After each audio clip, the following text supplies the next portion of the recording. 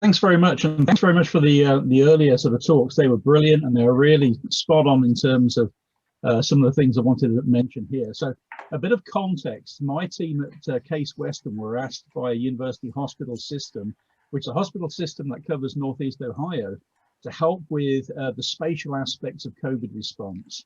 In the process of that, we developed a new spatial syndromic surveillance tool that was then used to help identify in near real time where we were seeing emergent disease so that intercept teams could get in and do something about it, whether these were congregate buildings, neighborhood schools.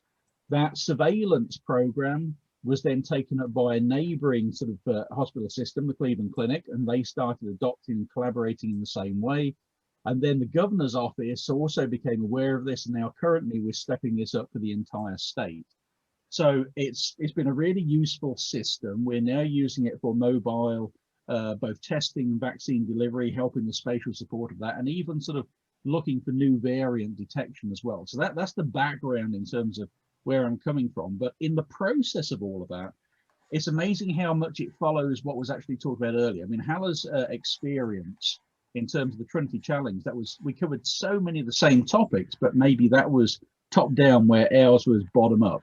And also many of the problems Alessandro mentioned at the end of his talk, but these are things that we also had to take into account. So I think from that first slide, if I was just going to say one thing, is what we have done has probably been replicated everywhere. This epidemic, this pandemic is local expertise, local sort of abilities have solved problems, and we need to capture those.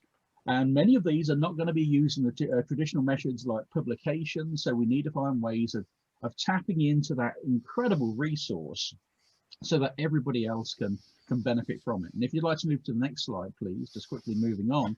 And I think sort of part of that as well is changing the way academics think about relationships.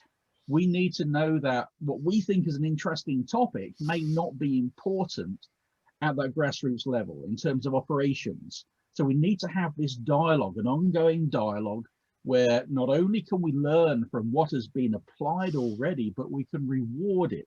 We can provide dissemination pathways that people can talk about such applied research, which I know is still a bad term in many academic circles, so that this collaboration between public, private, and academia is actually useful, and we can really sort of leverage to the maximum extent all our different abilities. And if you move to the very last slide, just a couple of seconds, thanks. Yeah, is data, and this was mentioned. We do not have ubiquitous access to data, and that is a big thing which we do need to address, especially in terms of confidentiality, as was raised. So that's a brief little summary. Thanks very much, and Andrew, we'll hear from you in short while we get the discussion going. Let's move to Bhaskar. Bhaskar. Thank you. So I want to talk about kind of two ideas, one really at the macro level and one at a micro level. So at a somewhat macro level, when you talk about trying to understand what is the current status with respect to COVID cases, a lot of numbers that you get are just sort of, what is the case count in this location and so on. Something we've been doing is trying to break it down to a community level in LA County. So something on the order of 80 to 100 communities within LA County, and developing risk metrics that are somewhat more useful to individuals. So not just what is the total case count, but what is my individual risk in my community in the next 24 hours. And so it raises a number of questions, I think, that remain to be addressed in future research. What types of data can we use to build these risk metrics? What are the right metrics? How do we even define a community? Does it have to be spatial, or are there sort of other ways in which we should define communities and understand? And also, if you can build in models that can capture the mobility of individuals between communities, can you enhance these measures? The second work on the next slide, please, that I wanted to mention is, of course, at the micro level, down to individuals and the contacts between them. We've been working on sort of privacy-sensitive contact tracing protocols and exposure notification protocols. In fact, about a month before the Google-Apple protocol was announced, we had a kind of this idea that we put up on the web describing a protocol where you're able to log these contacts in a privacy-sensitive manner and let people figure out if they've been exposed, again, without revealing to the broader public who you are and who you've met. But we think that, again, kind of building forward on this, there's this question of adoption. How do we get people to actually adopt these types of tools? And how do you correlate some of this contact data with potential health metrics? And also, of course, the other question that's arisen here is, in addition to logging contacts, can you say something about the distances people are keeping from each other? And potentially, can you also leverage some infrastructure where it's not just people-to-people contacts, but also things that can be measured potentially from mobile-based stations and so on? So yeah, just wanted to bring up those two. Are we done there? Thank you very much indeed. Much appreciated. We'll move quickly on to Jure. Jure, now I can't see Jure on my screen. Hi, yeah. There you are. Hi, couple of minutes. Thank you. Great, thank you. You can, I'll talk, you move it forward. So in our work, we were very much interested whether we can use fine-grained location-based data coming from cell phones, models contact patterns of over 100 million people across 10 largest metropolitan areas in US. And what is interesting is that this fine-grained location data, the question we were asked was, how well does it allow us to do the epidemiological modeling and be able to model the trajectory of the virus. Next slide, please. The way we are doing this is that basically for every hour of the day, for this population of 100 million people, we are able to estimate how people from different neighborhoods, sensors, block groups visit different points of interest, like restaurants, shops, coffee shops, and so on and so forth. Next slide, please. And what we find out is that the mobility networks are quite different between for different hours of the day. This was, for example, before the lockdowns, and then I think the next one should be during the lockdowns, and you will see how much less of this mobility is there. And next slide, please. And what this allows us basically to do is to superimpose relatively simple SIR type models over this fine-grained mobility data and basically be able to accurately fit case trajectories over these massive populations. And basically what this allows us to do is to predict who and where gets infected. Next slide, please.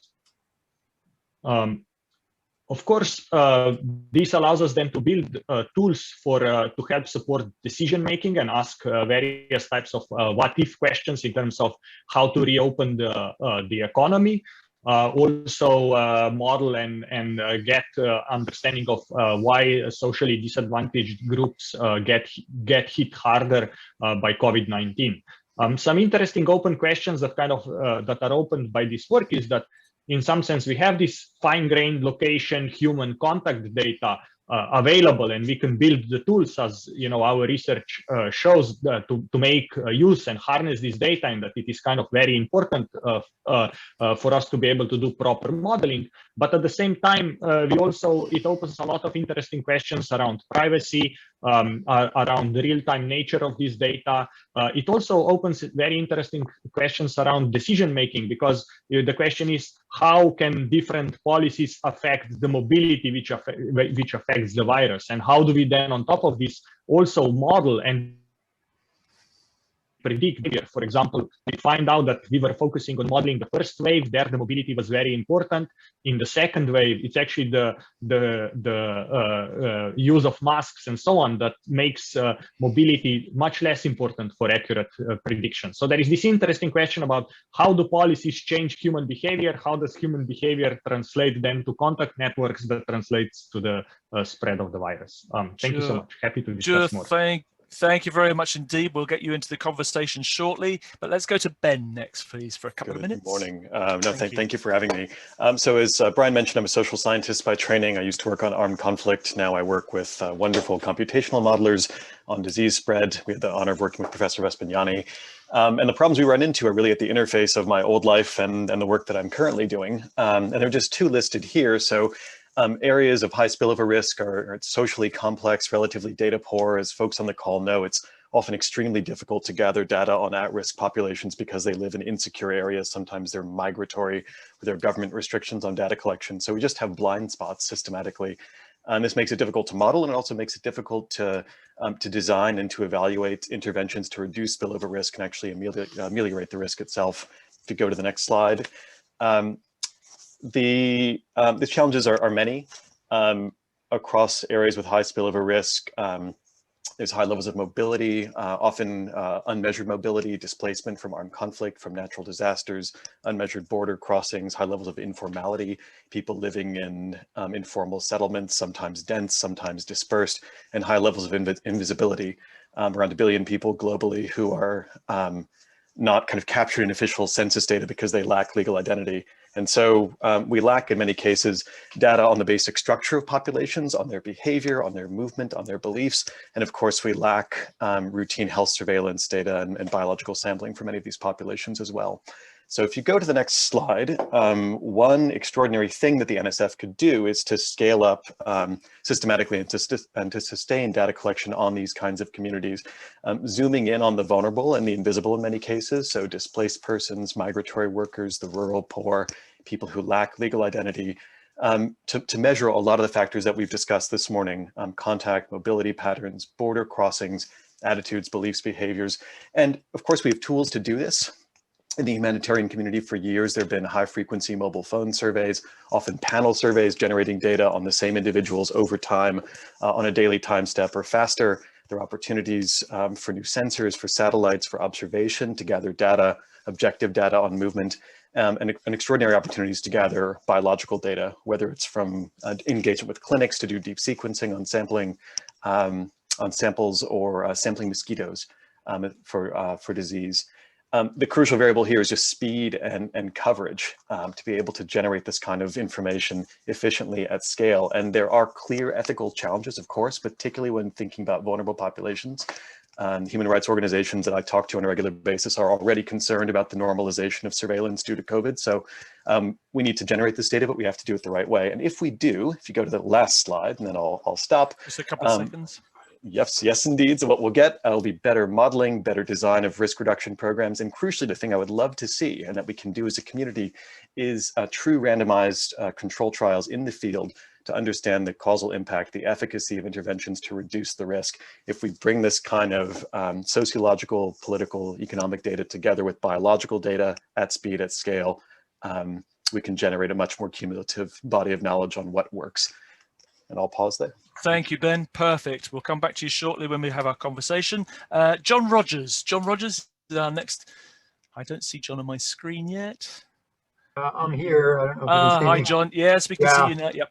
Hello. Great. Okay. Well, it's a pleasure to be here and have a chance to take part in this panel discussion. So I'm here at Northwestern University. I'm a hardware guy, biomedical engineer, thinking about technologies that would allow us to go beyond monitoring of human movements to monitoring of movements and human physiology, with the idea that you might be able to do advanced data-driven approaches to syndromic and symptomatic tracking of individuals. So if you go to the next slide, one of the platform technologies that we've developed over the years involves soft skin-integrated wireless electronics focused on health challenges associated with most vulnerable patients, beginning of life and end of life primarily, premature babies on one end of the spectrum, and folks like Alzheimer's, dementia patients, stroke survivors on the other end of that spectrum. What you're seeing here is a picture of a device designed for stroke survivors who suffer from aphasia and or dysphagia. So it's a Band-Aid-like device. It mounts on the suprasternal notch where it can continuously track respiratory behavior, specifically speech and swallowing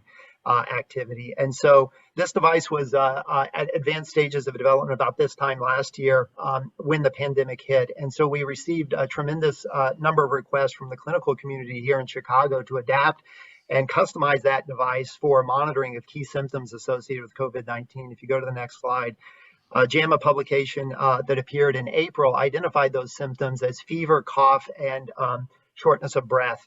And positioned at the suprasternal notch, a high bandwidth accelerometer system can capture activities related to COVID-19, those symptoms specifically, but more generally respiratory sounds and behaviors, COVID-19 being a respiratory disease. It's paired with a phone, so you get geolocation along with a tremendous range of sort of clinical grade, ICU grade monitoring of physiological behaviors, including but going beyond respiratory activity to cardiopulmonary signs of health, movement as well. If you go to the next slide.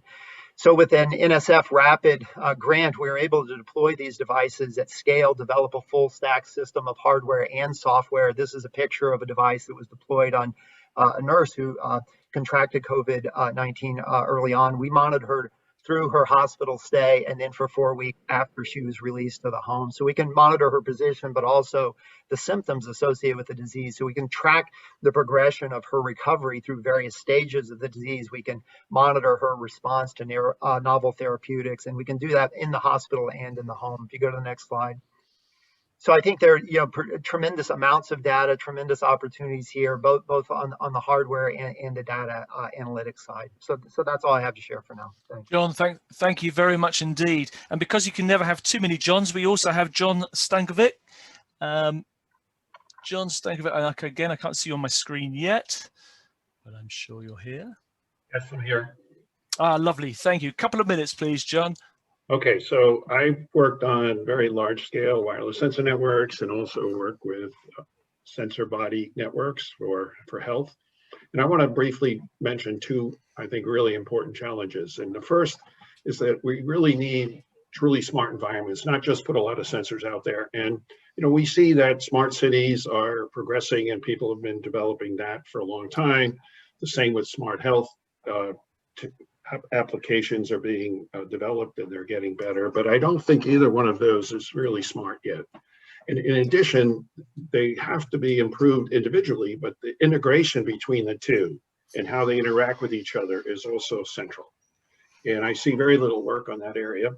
And the solutions have to be pandemic aware and privacy aware so that they're effective.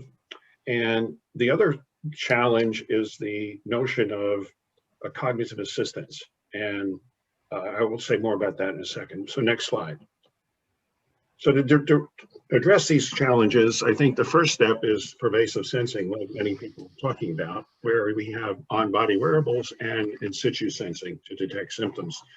And so, for example, physiological parameters is exciting. Technology is a smart skin and smart textiles, I think, need to be developed better and applied.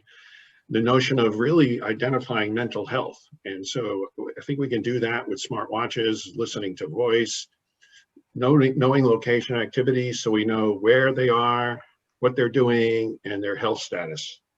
And then new techniques for even using radars where we can see through walls and we can measure vitals of individuals. And then also, these are all kind of secondary sensing. But what about direct sensing of the virus to find viruses in the air or on surfaces? Next slide.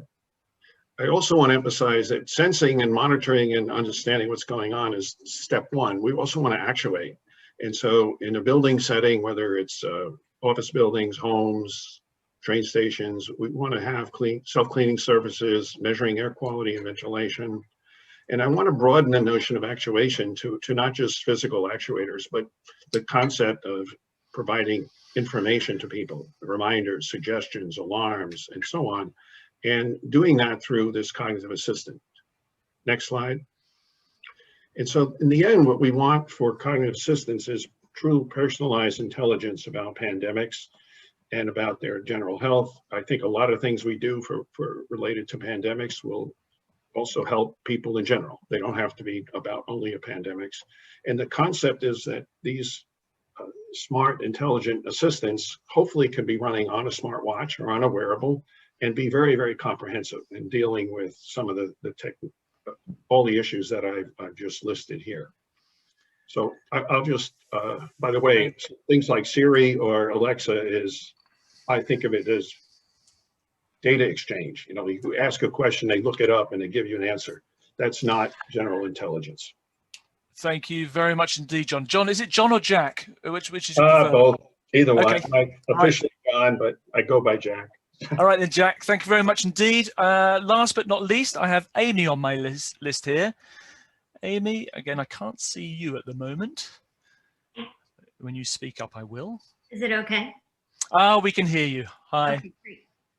Thanks so much. So I just very quickly wanted to reiterate some of the points that were raised earlier in sort of next directions. So I think there's one general question where we can measure mobility patterns. We can look at things sort of like that top graph of, have people started moving? Has it gone back to normal mobility patterns? But I think there's still a lot of unanswered questions about why we see such large outbreaks in some populations and not in others, and sort of how we can not just be informing where the introductions or where different types of interventions have been implemented, but where do we think the effectiveness might be the highest, and what are other ways that we can try to make it so places don't have large sustained outbreaks like in the purple, but sort of there's more, same interventions that are being put in place are more effective. And then I think the other bigger question is thinking about sort of what are these data measuring and who are these data measuring and what behaviors, and this is actually scaling to the population of interest. So when we teach like Epi 101, you know, we always have these plots where it's sort of like the population that is most effective, the population that you're actually drawing your study from, and sort of who is actually enrolled. So for some things like contact tracing apps, you know, that's really like app users of smartphone owners, of mobile phone owners, of the population. And ultimately, we really want to say something about that general population. So how well can we sort of better understand these different scales and ways that we can try to take some of the populations we're actually measuring and understand what those biases are? And in particular, trying to think about what does at-risk populations mean, and where is the burden of the disease or the impacts of interventions going to be the greatest, and who are we actually measuring information for? So there's definitely always going to be lots of age biases and demographics and racial, and, you know, like all the ways, all the boxes you could possibly check, there's going to be those biases. But how can we take some of the sort of standard things even in EPI about sort of translating that, who you're actually studying, and then how is that translating to your population? And then I think the last bit is just sort of, which has been iterated many times, just thinking about, you know, what results are we producing? How are we conveying those? And are there actual ways that we can learn from some of the aspects of this pandemic to also be putting forth like support and best practices of how to do sort of like scientific communication or translating these kinds of results for policymakers? Like in EPI, we have a lot of experience where we regularly talk to sort of ministries of health, but I think that other fields that might be less common. So there's ways that we can sort of help everyone with a lot of these things that are always going to be kind of like difficult processes. That's all I have. Amy, thank you very much indeed. And thank you, panel. I realize I'm rushing you through those things, but you've given the audience a good flavor of where you come from. And now we get to the juice of this whole thing, because we really want an interaction between you all. So I'm going to hand across now to Brian and Nian to sort of facilitate or moderate this conversation we'd like you all to be part of now. Thank you. Yes, thank you very much, Tim, and thank you very much for the very efficient and quick overviews of your work. I know these are short time blocks. And so I'm going to be putting out some questions that have been posted to KI Storm, as well as some others that have been curated for us. And I thought, because we have such a diverse assemblage of people here in this panel, and we all sort of form a different part of this larger workflow of the production of data, the interpretation of the data, and the use of that data. And so Amy, you just spoke about the need to be able to assess the issues of underlying data quality, to be able to understand what population is being represented in the data. And of course, that's going to be key for any kinds of conclusions that or actions that could be built on that data. Because we have engineers and computer scientists right here on this panel, I was wondering if you see an opportunity for greater collaboration across these disciplines with computer science, with engineers who are building these devices and being engaged possibly in some of these issues of data validation, data representation. Do you have any thoughts on how to build such collaborations during the process of device development? I think people who build devices have to go to like nursing homes and try to enroll people to use their devices. I think there's this element where I definitely, that's a really good point of like sort of like collaborations and sort of ways.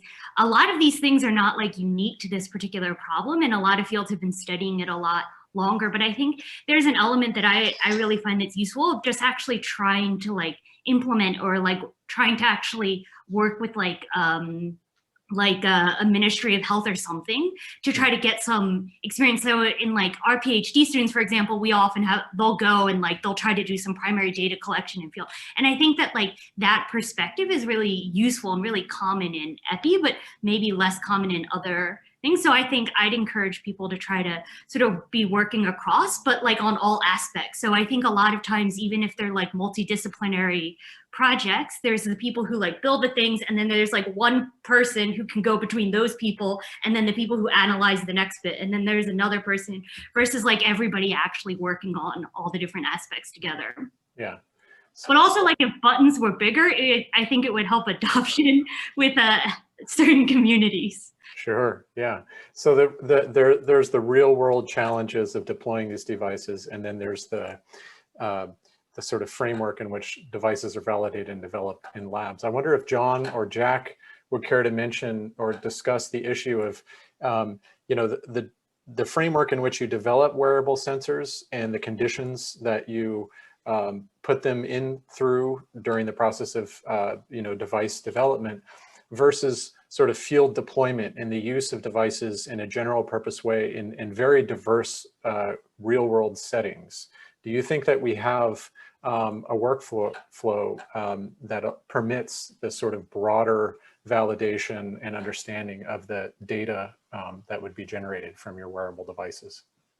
Yeah, maybe I can make a few quick comments. So I think what was just mentioned makes a lot of sense to me. My own experiences is that, you know, interdisciplinary approaches are absolutely critical, and getting those initial pilot scale field deployments underway early in the engineering design process is also, you know, critically important to get sort of feedback from the end user. I mean, I think the devices that we're developing, others as well, are only useful to the extent that people will use them and wear them, right? And so for you know, these COVID-19 patients, what we found very early on is you can have a very nice graphical user interface as a software control interface for the devices, where you would click through buttons and you'd identify file names and store data.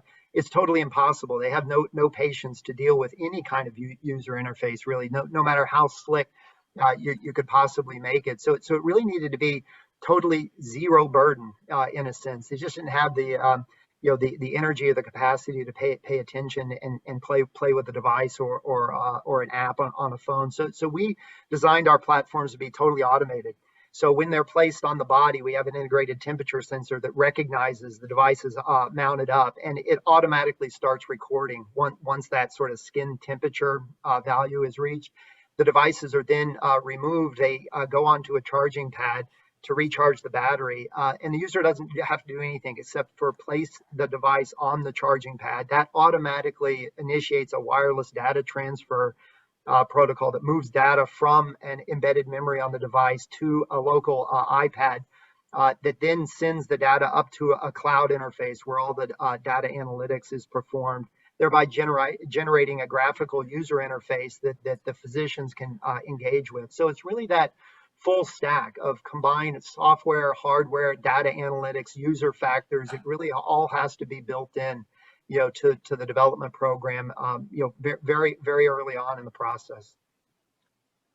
Yeah, I mean, I kind of agree with John quite a bit, and but I'd like to emphasize that's why I'm saying that these devices have to be personalized, and not everybody's elderly either, right? So yes, when we're applying them to elderly, they have to be personalized for that community, and in addition, the systems I think have to be adaptable, because imagine we develop solutions for today's COVID-19, but then we don't have another pandemic, hopefully, for a long time. And let's say we have one 4 or 5 years from now, and everything's very different. So did we build one-off systems that worked for the past pandemic and then don't work for the future one? And so these systems, I believe, have to be much more intelligent and be able to adapt and learn and kind of evolve over time on their own. And doing that also has to take into account the different health conditions of the individuals, the different age, if a person is blind, and so on. Yeah. Would anyone in the panel like to follow up these issues of device development, whether something should be designed with a very fixed use case in mind that's going to be validated in a sort of targeted conditions, or whether developing more open-ended, user modifiable, extendable devices should be a target.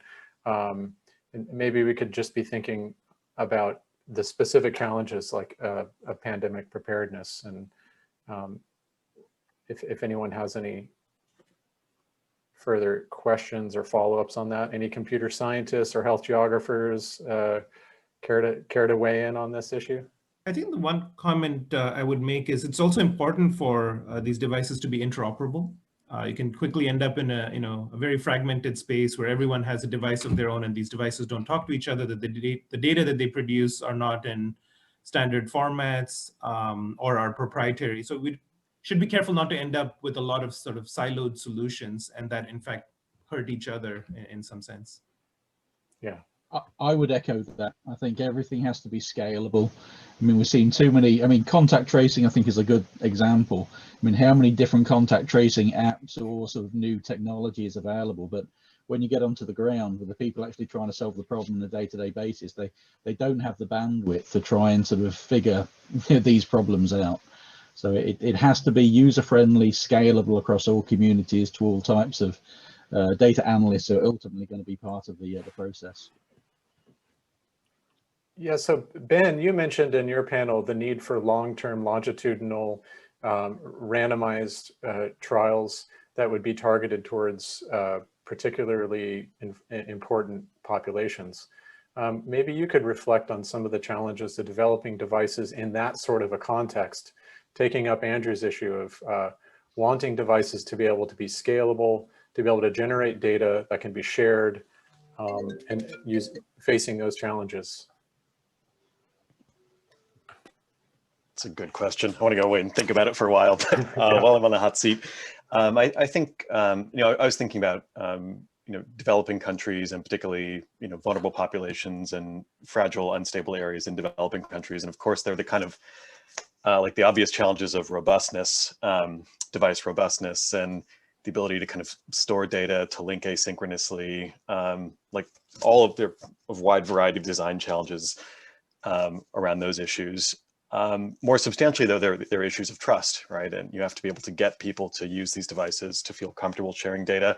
And in many of the cases, the populations that are of concern to me and my colleagues, have there are good reasons they should feel distrustful of authorities in the countries they live in, and difficulty, kind of accessing and building sustained relationships that would facilitate this kind of data collection.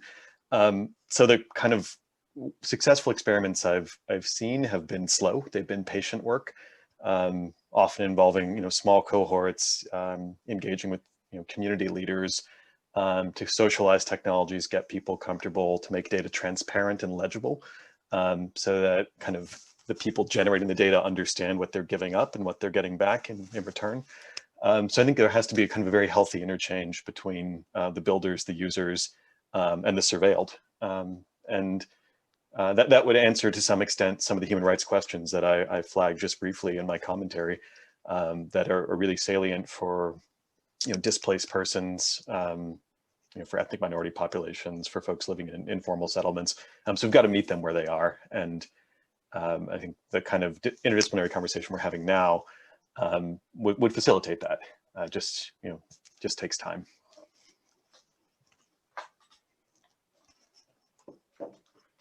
Great, great discussion. So I really want to thank all the panel for sharing your vision. I have a question that's along the line of the data availability, data collection, and the sciences needed for the for data collection, right? So there are questions out there online for the whole panel on those topics. So this question is really targeting the whole panel. So please feel free to jump on in and share your vision. So we have seen data collected from smartphones, from satellite, from cameras, and from web parameters that was presented yesterday. So what are the other sensors that you wish to have for what kind of data you wish to collect? So this is one question we have. Another question is that we have seen physiological data collected, like from both John's and Jack's slides. So I wonder if we could use those physiological data to make a diagnosis, for example, to say if somebody has COVID-19 or not. Would that be possible? Particularly, John, you have the sensor that's kind of real close to the throat. There might be a chance of being able to collect the sound change, etc., due to infection. So would that be something that you can do? And if you cannot, what kind of sensor you wish to have? So it's a pretty long question. Thank you very much. Yeah, it's a great question. I'll make a few comments and then let others kind of weigh in with their perspectives as well. So being a hardware guy, we're really focused on high data quality, and machine learning is going to be more effective, if the data inputs are accurate and reliable and free of motion artifacts. So we really, gear our work around precision sensors with a goal toward kind of ICU grade monitoring, but in a real world setting continuously. I mean, that's kind of a goal that we set for ourselves in any of these kinds of devices. I think the fact that we can build these platforms in sort of soft, compliant, skin compatible architectures is very important. Again, back to compliance. They need to be really easy to use, but they can't create any irritation on the body. And so I think a big reason why most wearables are on the wrist and the finger is because it's easy to put devices in those locations of the anatomy in a way that's not irritating or uncomfortable. But for COVID-19 like disease, it's respiratory. You're not coupled to the respiratory system on the wrist or the finger. So you really have to bring the devices to the core body, right, to the chest wall cavity, or for our case, the suprasternal notch, which is a very soft, sensitive region of the body, right? If the electronics are not soft, nobody's going to strap a Fitbit to their neck. It's just not going to happen. So there's a lot of sort of engineering that has to go on to make this work. But once it's all put together, you're kind of at the ideal location anatomically on the body to measure respiratory activity. That's capturing all the key symptoms of the disease. But the additional value is you can determine coughing events, cough count, cough intensity, cough duration. You can distinguish laughing from singing, from clearing of the throat. And so these kinds of measurements go beyond the status of the individual to their level of infectiousness, because those kinds of activities are creating aerosol particles that can transmit the disease. So you're really talking about not only the status of the individual, but how likely they are to infect others to some degree. I mean, we're not measuring whether a mask is present. I mean, so at a rough kind of qualitative sense, but it turns out there are all kinds of measurements that go beyond sort of hospital standard measurements. Nobody tracks coughing. I mean, even in an ICU, you don't do that, right? But with these devices, it's very easy to do it with the appropriate data analytics. So I think those are some of the things that we're looking at. In terms of wish list, I mean, I think SpO2 is an obvious one we'd like to be able to do on the same device. I don't think you want to have to add another device platform, put it on the finger, for example. It needs to be integrated on the neck. How do you do SpO2 from the neck? I don't know. That's maybe something that's interesting to think about. But as an additional item on that wish list, I think getting biochemical information would be very important without penetrating the skin and incurring all the infection risk and the associated pain with a blood draw or access to interstitial fluid. So we and others have been thinking about sweat as a relatively underexplored but a rich class of biofluid that has a lot of biochemical information content embedded within it. And so can you create microfluidic capture capabilities in these devices with electrochemical analysis of key biomarkers in sweat? And think about that as sort of the next generation of these kinds of devices for tracking disease status. Thanks, John. That's great.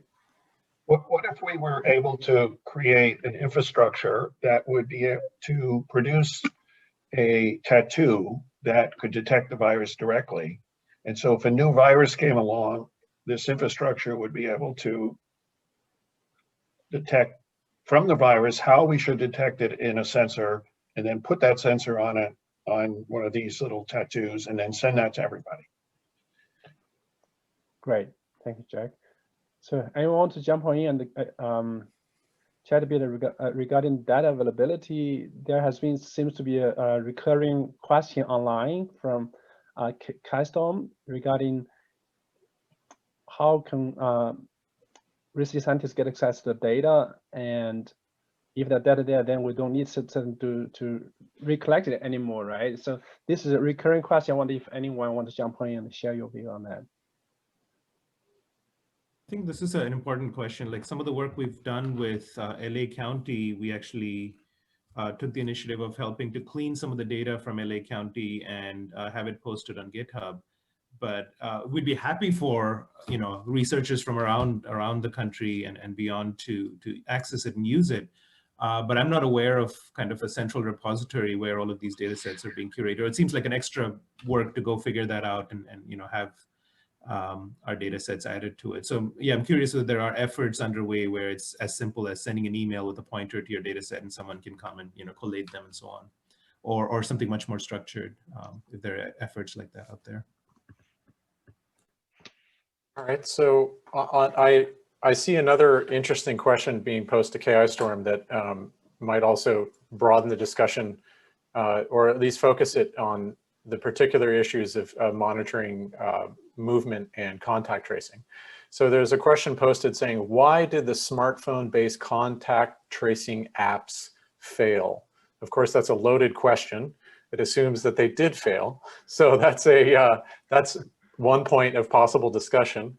And since we have examples of using smartphone-based data, not necessarily contact tracing apps, but smartphone-based data, maybe Jure or Alessandro, if you're there, or Amy, others who've been using such smartphone collected data, could comment on the two issues. Have we failed? Have we created too many silos and no way to exchange data?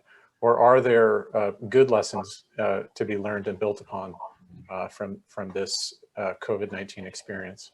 I think we can't admit defeat yet. But I would say success might be a little bit further than how we optimistically started. I mean, I think in terms of like the contact tracing smartphone apps, I mean, I think there's a couple of things. One, contact tracing is really hard to do. Like contact tracing for HIV or TB, where it's like fewer contacts you have, right? People like that's their full-time job that they had been doing. So it's not as though like contact tracing is like an obvious, easiest thing to start with.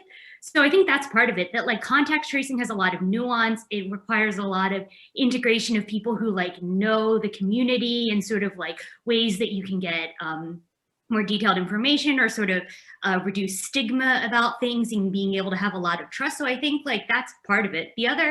One of the other issues I've found with a lot of the contact tracing apps in particular is about how those relate to care or testing or support.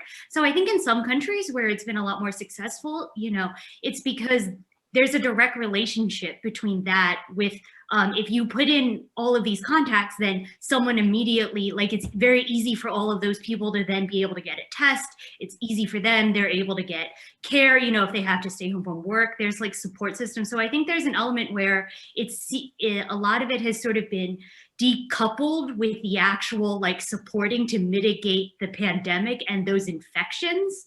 And so I think that's part of it, combined with sort of it's a difficult thing in being able to like do a really good contact tracing and then making it on an app where you're not really like sort of integrating with the community as much. It's just sort of, and then like not everyone has a smartphone. So then there's like that additional layer of stigma or issues where it's perceived as like, oh, you're not supporting the contact tracing effort. It's like, well, I don't actually have the means to support, it's not that you want to be giving everyone else COVID, but, be making it much easier to adopt or ways of supporting that, I think, is part of it. So I think Amy has touched on a lot of the key issues there, but trust, right? Do you trust who you got this app from, and what data are you willing to offer? Privacy, how much of your privacy is being preserved in this application? Adoption, what's going to make a significant fraction of the population actually, adopt and use this app? And then sort of correlation with these other use cases having to do with from the health perspective. And so we did a study where we looked at different types of contact tracing apps in countries around the world, and the correlation between the level of privacy and even and essentially the GDP and the democracy index of that country. And there's pretty obvious correlations in what is adopted. But at the same time, in some sense, it's actually least effective when people want it to be very privacy sensitive in terms of gathering the data from a public health perspective. And so there's also tension inherent in it. And so I think those are the hard questions that research needs to address, is how do we kind of simultaneously make progress on all these fronts when some of them are really at odds with each other. Mm-hmm. Panel, just so you know, we have a couple more minutes.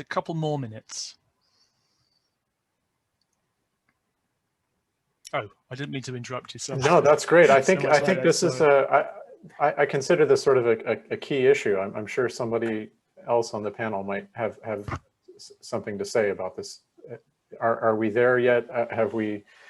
Do we have a roadmap for doing things better that we wish we could put in front of our colleagues and policymakers and the public?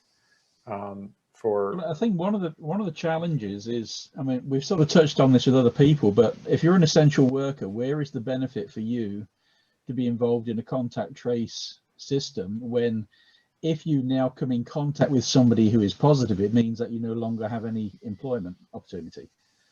So yeah. I think that's one of the biggest challenges is we found this not so much with contact tracing, but a lot of the other systems we have in place is that if you have mobile testing, if you sort of identify where you should be able to get into certain communities to give the opportunity, well, what is the consequence of actually finding you are positive or you are in contact with somebody who is positive? You could have serious economic sort of loss because of that, and that's a problem. Yeah, great point. So the model of opt-in data collection versus, being leveraged by your employer obviously creates these asymmetries and misalignment of incentives. Yeah, is there room here for developing the science and the policy of contact tracing using less confrontational approaches to data collection? Could we imagine randomized long-term longitudinal trials where we develop these technologies where there is no fear of loss of employment, or thinking along models of how longitudinal health systems are data collection occurs in other realms?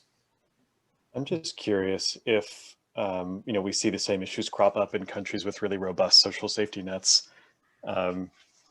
Maybe like the kind of the incentive structure and the risks are different. But I haven't seen systematic work on this. I mean, that'll be something that needs to happen, post-pandemic when we've got really good data to assess cross-nationally. I would agree with that. I think if you don't fear losing your job, then you're more willing to opt in. Absolutely. Could I interrupt your conversation? I'm watching the time here, and there's so many other things to do, and I feel terrible interrupting this conversation. But panel, I really hope that you're going to be joining us into the breakout groups a little bit in a short while. Before we're going to go to a break now, but first of all, we want to thank you so much for that very stimulating conversation. So a virtual round of applause from people all around the globe who've been listening in on this conversation. Fascinating stuff.